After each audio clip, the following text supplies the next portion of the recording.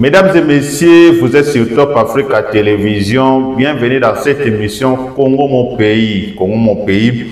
C'est dans cette émission que nous parlons de notre pays, République démocratique du Congo. C'est dans cette émission d'être l'Obelaka, Mboka Nabiso, République démocratique du Congo. Bande Kozolo Nabiso partout dans le monde, d'abord on appelle Sibinombote. C'est moi, votre frère, J.R. Walungwa, Congolais de père et de mère. Véritable né Congo, descendant direct de Simon Kimbangu. C'est dans cette émission que je parle toujours de mon pays, la République démocratique du Congo. Mboka Bakoko Batike la biso. Mboka Kimbangu Atike la biso, République démocratique du Congo. Mboka Maréchal Mobutu Atike la biso, République démocratique du Congo. Mboka Joseph Kasavubu Atike la biso. Yango nde tolobelaka cette émission République démocratique du Congo. Mboka Pape Etienne Atike la biso. Mboka Patrice Emery Lumumba Atike la biso, République démocratique du Congo nde tolobelango.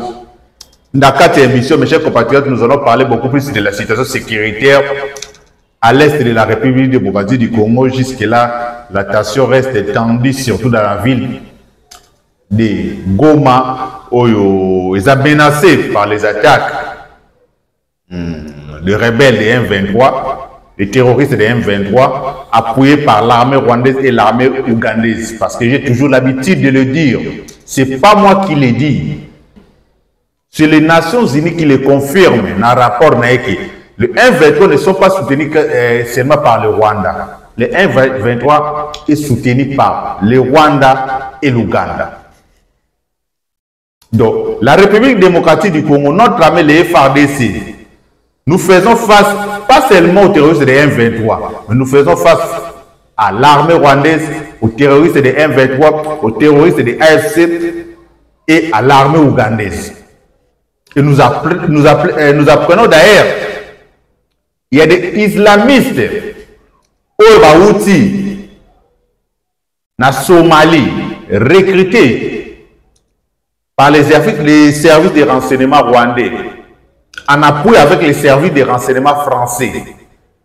Kena Somalie va recruter les islamistes pour renforcer le M23 parce que l'objectif n'a pas de faire chuter, de faire tomber la grande ville de Goma.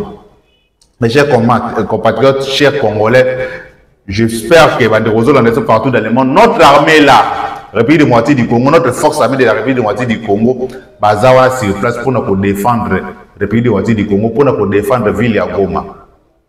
Nous avons proposé d'abord, parce que dans le mission, nous avons toujours pour ça l'effort. Il y a une fausse information armée numérique qui a Paul Kagame pour utiliser pour créer psychose dans les Congolais. Et surtout avec nos compatriotes de l'Est de la République démocratique du Congo. L'armée numérique de Paul Kagame continue de bombarder de fausses informations pour créer psychose dans la population congolaise. Comme vous le savez très bien, le gouverneur militaire, il y a Nord Kivu, il y a province Nord Kivu, à Outek Okufa na front. Parce que la fausse information est circulée par les réseaux sociaux. Congolais. Je ne parle pas des Rwandais, mais je parle des Congolais. Les Congolais, ils gobé comme ils peuvent relayer dans les réseaux sociaux. Et ils peuvent en plaire. Donc, comme ils salir même image de Moutouana. Il y a d'autres Congolais qui vont réagir. Beaucoup de monde va commenter, va réagir. Il qualifie Peter. Beaucoup de monde va commenter. Pour accuser Peter, général Peter Chirimou na outi kokti kabiso na ligne de front. Pour défendre Mboka naï, ça pour accuser de tous les mots. Nous allons en parler, mes chers compatriotes, dans cette émission. Émission, on a posé la question, pour expliquer par Congolais de comprendre. Mais la côté que la vie non image Bolanda. Conseil à sécurité, il y a province à Nord Kivu. Bavandaki, commissaire provincial à Zalakiwana, gouverneur militaire adjoint azalaki wana ba département de la sécurité ANR DEMIAP il y a province il y a Nord Kivu bazalaki parce que ben information l'équipe sur les réseaux sociaux que vice-gouverneur militaire il y a Nord Kivu akimi commissaire provincial il y a Nord Kivu akimi guerre eza déjà na porte ya Goma ba autorité nyonso ya Goma ba abandonner ville ya Goma ba fausse information eza ko circuler ndenge wana. Image après nous allons commenter après cette image. Merci. Je peux vous dire que le combat en rase campagne est une chose, mais le combat en ville est une autre chose. Ne croyez pas que si cette armée-là, ennemie, croit entrer comme ça, inutilement, de manière assez facile dans la ville, eh bien, elle aura toute la population et toutes les forces de police de l'armée ici dans la ville et ce sera son cimetière. Donc nous sommes là, ayez confiance en nous parce que vous avez choisi que nous soyons là et ayez confiance en nous, en tout ce que nous vous commanderons. Les autres, si jamais ils arrivaient, ils ne feront rien de spécial pour vous, ils vous extermineraient. Donc que l'on ne dise pas non, le vice-gouverneur est parti, tel a fui, non. Ayez confiance en nous. Nous allons tous ensemble unir nos efforts pour défendre la ville de Goma. Certes, nous avons été décapités par la mort de son Excellence le gouverneur, mais nous sommes tous là et voyez comment nous sommes rangés. Nous avons fait cette réunion pour montrer à la population ici que nous sommes sur place. Elle n'a pas à avoir peur, nous sommes sur place. Il y a des gens qui spéculent sur notre fuite, sur notre déplacement. Regardez vous-même, nous sommes tous là et nous allons servir la population en notre qualité, c'est-à-dire les gouvernants. Nous avons parmi nous le commandant région, nous avons le commissaire provincial de la police, nous avons l'amiral de la force navale, nous avons chacun dans ses attributions. Je crois que chacun de nous est là en place, en poste pour faire son travail. Et en ce qui concerne l'électricité, nous sommes en train de faire le nécessaire pour que l'électricité revienne dans la ville de Goma. Voilà, Bandeko, image à Botomona, réunion de Salami Lelo. Réunion de Bomoni, il y a conseil, il y a sécurité, il y a nord, la province, il y a nord qui est Salami Lelo. Pour vous faire comprendre que l'autorité, on a toujours dans la province, on continue à assurer par la sécurité la population dans la grande ville de Goma. Et nos FARDC sont là pour défendre la ville de Goma. Mes chers compatriotes, ceux qui Goma les tomber, vous avez honte pour nous les Congolais. Ça ne sera pas seulement pour les FARDC, mais pour nous, tous les Congolais. Et moi, ça m'étonne, Tina Kinshasa Lelo, ce qui se passe dans le front, ce qui se passe à l'est de la République de moitié du Congo, il y en a d'autres Congolais. Bah, ça qu'on se sentir déconnecté même de ce qui se passe à l'est de la RDC. Pour les Ghana Kinshasa, na va venir à Kinshasa au côté de bar plein, va vendre bazon mais la masanga, baza à l'aise. Tous autres pays sa image, biso moko ba Congolais, tous autres pays sa image ya pays dans la guerre qui bande bozo la nangai. Nous ne donnons pas cette image d'un pays qui est agressé, d'un pays qui perd ses compatriotes chaque jour dans cette guerre inutile qui nous est imposée par le régime de Paul Kagame. Atiti doit biso ba kino tozana yango. Okoyana kapelo kuti batebeli bazomela masanga. Okoleka na bandal na bloc kuti batebeli bazomela masanga na bon marché na parlons même pas. Oké na kula kimbuta. Faites chaque jour lundi au lundi 24 heures sur 24. Musique Yamakasi. Mboka ya ndenge nini bozana matanga. To Congo, République de Ouattara du Congo, tous les bandeko na biso bazo kufa, massacrés par l'armée rwandaise à l'est de la République de Ouattara du Congo. Nous plairons même notre général-major, le général-major de notre armée, tué par l'ennemi de la République de Ouattara du Congo. Mais nous sommes là à l'aise. Comme c'est ce concerné, biso te batitusa na Kinshasa.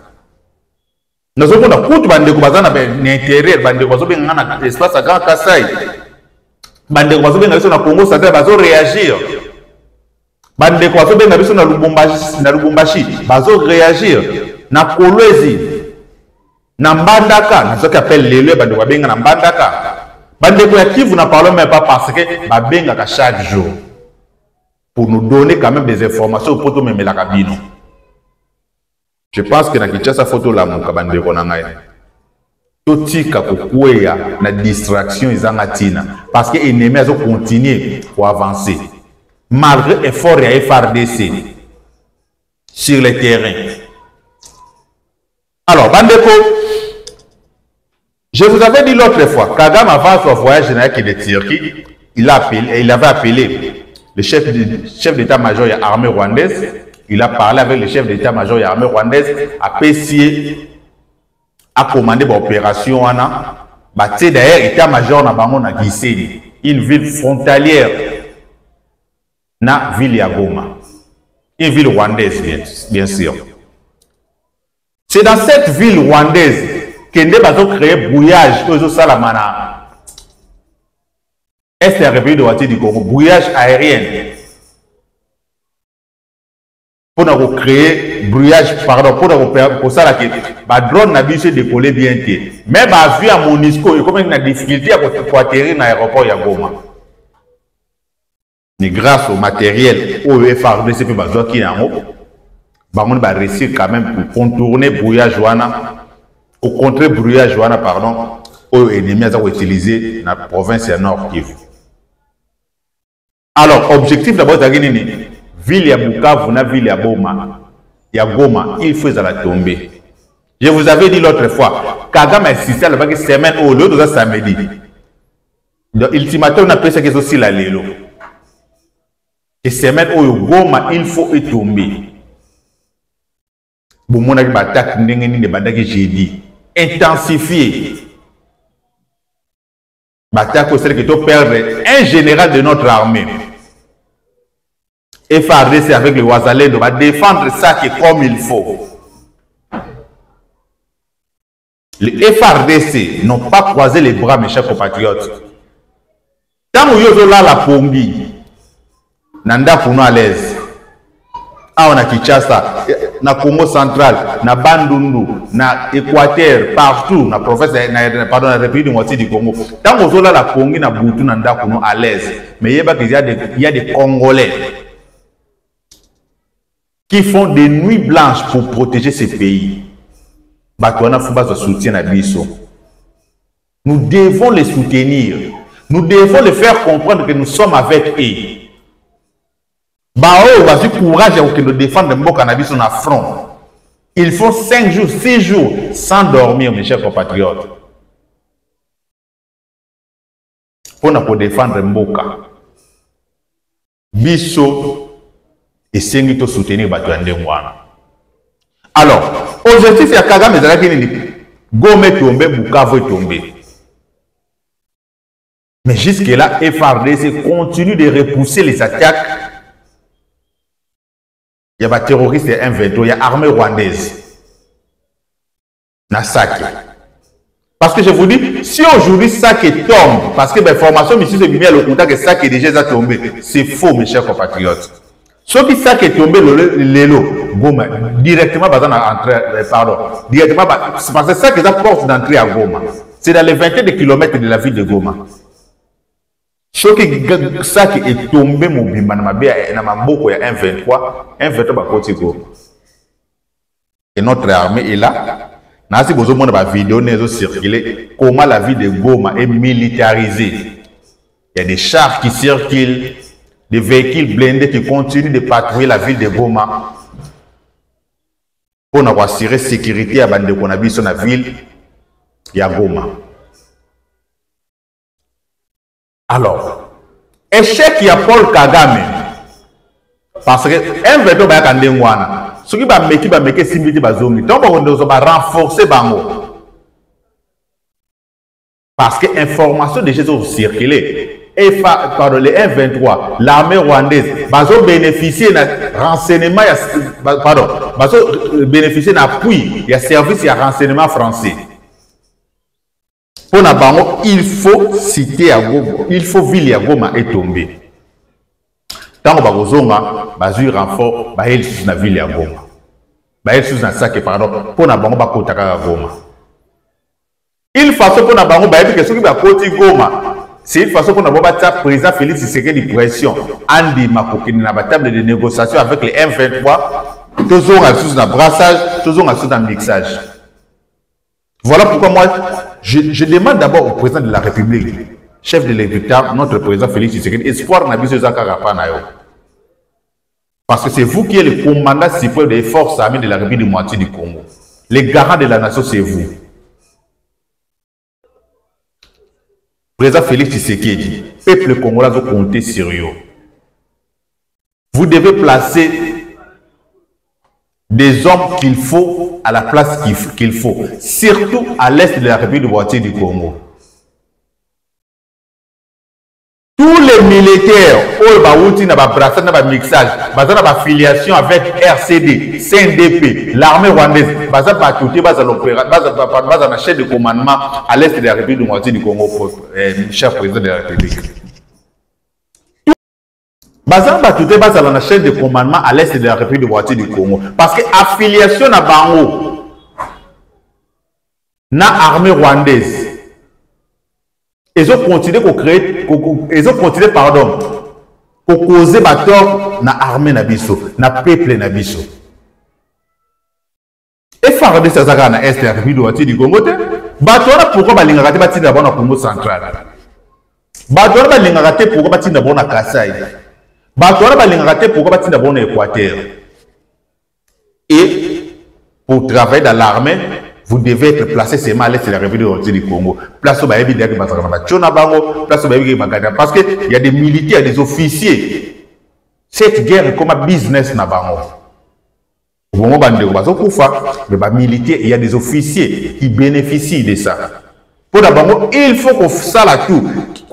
Donc, mettre tous les moyens nécessaires pour guerre et continuer toujours pour na bango. Donc, ce genre des officiers, mes chers, notre cher président de la République, avec tout le respect que je vous dois, Batouana ne s'offre pas le monde est la République de Moitié du Congo. Et tout le monde a changement pour quota. Ne m'a pas guerre parce que trahison a fait trop dans est la République de Moitié du Congo. Voilà. Je voulais parler maintenant sur la mort du général Peter Chirimwani, le général-major, gouverneur militaire de la province de Nord Kivu. Congolais, nous devons faire très attention. Nous devons faire très attention. Nous, les Congolais, parfois, c'est nous-mêmes qui avons facilité l'armée numérique de Paul Kagame et nous bombarder avec des fausses informations et de relayer des fausses informations de l'armée numérique de Paul Kagame, mes chers compatriotes. Si quelqu'un est traître, il a trahi son armée. Pour régler à mon réseau sociaux. Si quelqu'un trahit son armée, un officier supérieur de l'armée, un général-major, si réellement il a trahi son pays, il ne peut traiter à moi jamais dans les réseaux sociaux. Et puis, pour dire que général Peter Chirimwani a trahi réellement la République de Moitié du Congo, vous devez avoir des vraies informations qui certifient qu'effectivement, général Chirimwani a trahi la nation. Au moment où non, général Chirimwani a trahi la nation parce qu'il collaborait avec les FDLR. Tout le monde a publié dans les réseaux sociaux. Il travaillait, il collaborait avec les FDLR. Et peut-être tu ne sais pas que FDLR, ce sont les ennemis pardon, de Paul Kagame. Paul Kagame est l'ennemi de la République démocratique du Congo. Dans ce net moment, mes chers compatriotes, Paul Kagame est l'ennemi de la République démocratique du Congo. Dans l'objet que le général Peter Chirimwani était en contact avec les FDLR. Mais nous avons pris exemple de la publication de Rwanda. Moi, je suis ton ennemi. Tracy, et est aussi ton ennemi. Alors, ceux qui ont collaboré avec l'ennemi, ils ont solo l'ennemi. Parce que biso mi balé, tous les ennemis. Ton ennemi est mon ami. Peut-être que vous avez le. Donc, pour faire comprendre à ce messier que Tezouana, que Général Peter Chirimwani collaborer avec les FDLR n'est pas un problème pour nous, la République démocratique du Congo.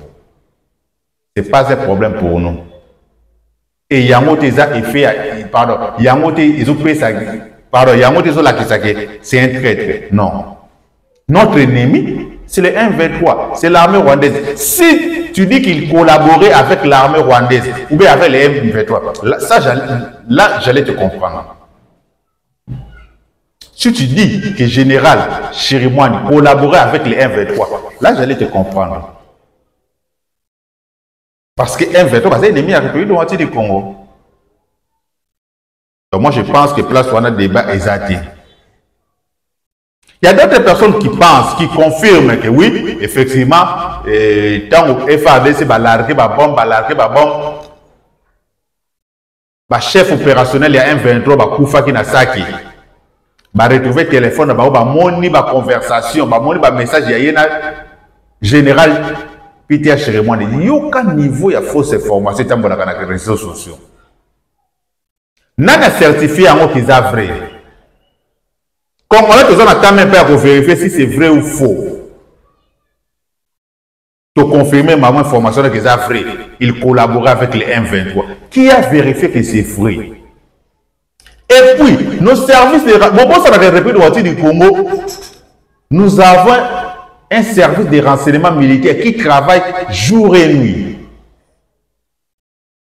Combien de généraux traîtres ont déjà service de renseignement d'habitude en prison? Combien de généraux traîtres, combien d'officiers traîtres qui ont trahi la nation? Oyo, grâce à service de renseignement militaire, et démasquer Bango Bazan en prison de l'eau. Combien? Rappelez-vous du général Yav. Amela Koutuna Sim. Oh, c'est là que si vous avez solo nango na ennemi.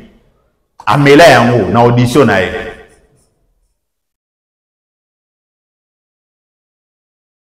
Mais en aucun cas, aucun jour, jusqu'à ce moment, tout ce que le Koyo Kate Demi n'a pas confirmé, il a fait cette formation que Peter, général-major Peter Chirimwani, Azalaki traité, ou il collaborait avec l'ennemi. Si réellement nous avons une armée républicaine, si vous avez des informations que oui, général Peter Chirimwani collaborait avec l'ennemi, moi je ne pense pas que l'armée Nabiso, l'armée Nabiso fonctionne parce que c'est une armée disciplinée républicaine. Malgré que même pas qu'il y ait un front. Malgré que vous avez parti à Goma, Bakangi, va déférer Balamon à Kinshasa. Et là, vous avez basala yangoana. Mais ceux qui armés n'avaient pas tiré le sala yangote. Si le général a fait coup à front, c'est parce que vous avez confiance au général Peter Chirimwani. Bande konangai, tout tika pour cracher na mémoire ya moto a kufi pour na mboka na biso depuis le Congo. A kufi na ndaku na ete. Akufi na chambre à coucher na ete. Akufi na ligne de front. Place wapi bitumbe zalaki. Akufi arme à main, mes chers compatriotes. À respecter serment na ya salaki tama kota ki la armée. Akufi tina sacrifice suprême pour nous défendre ma belle nae. Moutande wana peut-être congolais de Google cracher ces boutouana. Tous les peuples en déguéni, mes chers compatriotes. Tous les peuples en déguéni. Comment tu peux cracher même la bateau va servir mboka, même bateau yo va se sacrifier pour mboka. Nga le leçon ba autorité mboka na biso va confirmer biso que effectivement, il nous donne des informations vraies. Effectivement, que Général Peter Chirimwani était traître. Là, on confirme parce que Bango Baza équipé, Baza formé pour nous traquer les traîtres. Nos services de renseignement militaire, Baza bien équipés, bien préparés bien formé pour na contracter ba traître. Et ça quand on na réseaux sociaux mon information moko au réseau ba moko publier yango. Ça pour tout ça ça que ozo publier ça information uti na armée numérique ya Paul Kagame. Yo zo relayer yango partager yango au quotidien yango na ba congolais mitu na mitu ba congolais. O to za peut-être ko vérifier to gobe yango ndengwana. C'est la honte pour notre pays, mes chers compatriotes, comme on a. Non, plus on va Sony, un général de notre pays, des étoiles, à qui qu'on fait un front. Et cette victoire pour l'armée rwandaise, vous ne le savez pas, c'est Kabiso. Pour la Bango, c'est une victoire. Bazo, c'est Kabiso. Nous ne savons pas comment les autres trouver un mot normal, mes chers compatriotes. Non.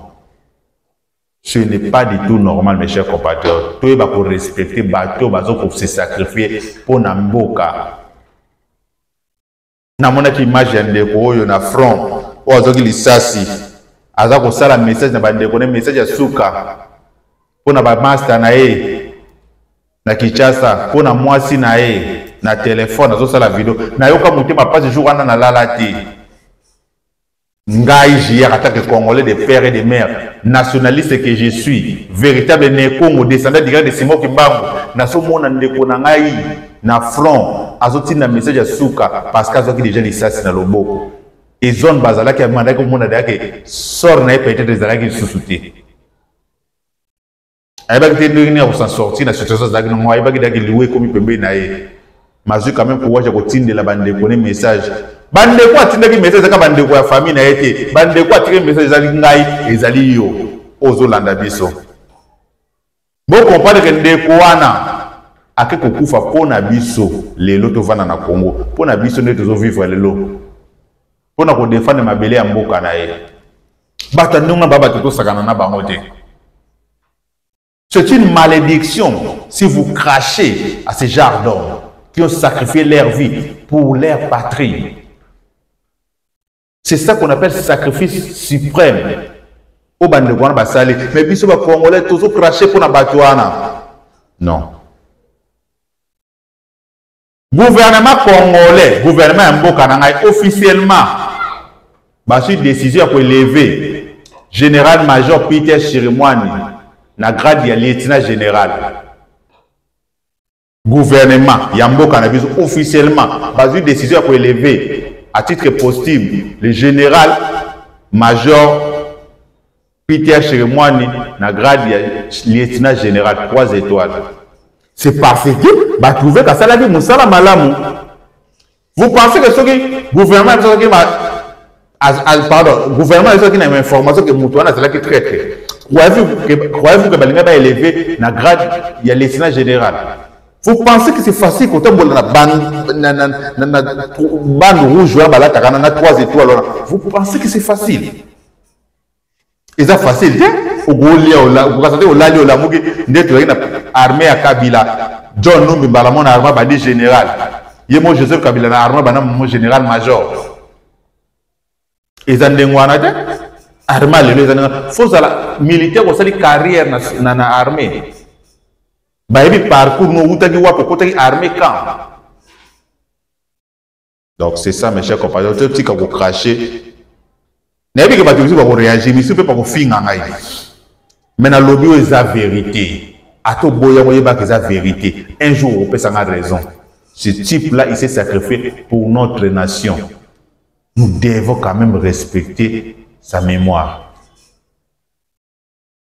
Alors, partout dans le monde, déjà le nom du général John Tshibambo a circulé. Et c'est lui qui va remplacer le général Peter Chirimwani à l'est de la République du Congo. Moi, je pense que c'est une très bonne idée. Sur le président Félix Tshisekedi dit, information non a eu confirmation en côté. Mais ce qui va confirmer hier que comme gouverneur militaire dans le Nord, que ce serait une très bonne chose avec l'expérience que John Numbi et pardon John Tshibambo, excusez-moi, pardon, John Tshibambo avec l'expérience qu'il a dans l'armée. Ce type-là, il a beaucoup travaillé. Bande comme si John Tshibambo atambola kande wana na ba paquet bongo Bon, on dit à général, lobby, Félix Tshisekedi a eu pouvoir, président Félix Tshisekedi a eu pouvoir, il est à commisser soldat. Non. Ce monsieur a sa carrière dans la FARDC. Après une carrière de rébellion, comme d'autres soldats, ça qui a un cannabis. Général John Tshibangwa bandi armé na période à Mobutu formé na base na école supérieure ya ba officier na Kananga à base Kitona après formation na Israël na période à Mobutu bandi ko sala batindi ba commando c'est un commando formé à l'Israël ayewa qui c'est donc à cette période carrière na une armée. Je pense qu'il y a un RP du Congo avec John Tshibangwa comme gouverneur militaire, il va apporter quand même quelque chose de bien. Et puis il va remonter moral. Il y a des militaires qui sont dans le front, parce que il y a Peter Chirmon quand même, il dérange même les militaires qui sont dans le front. Il dérange pas. Merci beaucoup d'avoir été partout dans le monde. Ce qui vous permettre, ce qui information que vous allez trouver la vidéo toujours dans le cadre de l'émission pour vous donner des informations de ce qui se passe dans notre pays, République de Ouattara du Congo. Moi, c'est votre frère J.A. Walungwa, descendant direct de Simon Kimbangu, Congolais des pères et des mères, véritable Né-Congo. Merci d'avoir cherché Top Africa Télévision pour vous informer. À la prochaine. Bye.